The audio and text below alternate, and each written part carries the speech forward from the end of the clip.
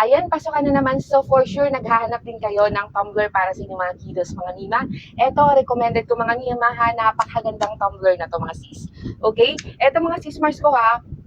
Plastic po siya mga Mi, pero napaka-tibay ng pagka-plastic. Kasi ganito din po yung gamit ng anak ko ng grade 1 siya mga sis. Ayan mga Mima, ang ginagandahan nito mga Mi, ayan, bagay na bagay talaga to sa mga grade 1, kinder, nursery, grade 2, grade 3, ayan. Mima, meron po siyang palak dito sa gilid. Ayan, pag nilak niyo po siya, hindi po siya mabubuksan pag i-press. Pag ginanyan niyo naman po siya, unlock. Ayan, para mabuksan niyo siya. Silicone na po siya mga sis. Safe na safe gamitin ninyong mga anak para hindi masubsob yung muso nila pag biglaan silang napasipsip ng juice, ng tubig mga Mima. Ayan, napakaganda, nakastraw na din po siya mga sis. At ang kinagandahan nito, bagay na bagay ito sa mga bata kasi makikita nila kung gaano nilang kadami yung laman ng kanilang tumbler. Kunwari kung tubig yan, kung gaano nilang kadami. Ayan, makikita po nila mga sis Mars ko.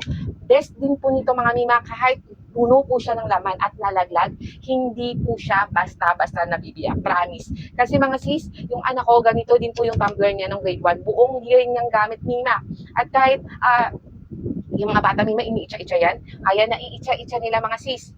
Hindi po siya nababasag. Pinalitan ko lang po ng bago mga Mima kasi ang ginawa ng anak ko, ginupit niya po ito ng gunting kaya wala ng handle. Ayan. Kaya pinilan ko na po siya ngayon ng bago. Available tayo nito ha in 4 colors. So ito yung color blue, meron tayong color green, color pink at color white. Mamili na lang po kayo mga sisi ko. 650 ml na po siya. Tamang-tama, saktong-sakto para sa inyong mga kiddos. Kaya kung mga sismars ko ha, interesado kayo, ilalagay ko na lang po ang ating link sa my yellow basket. Go for the checkout habang meron pa tayong available na stocks.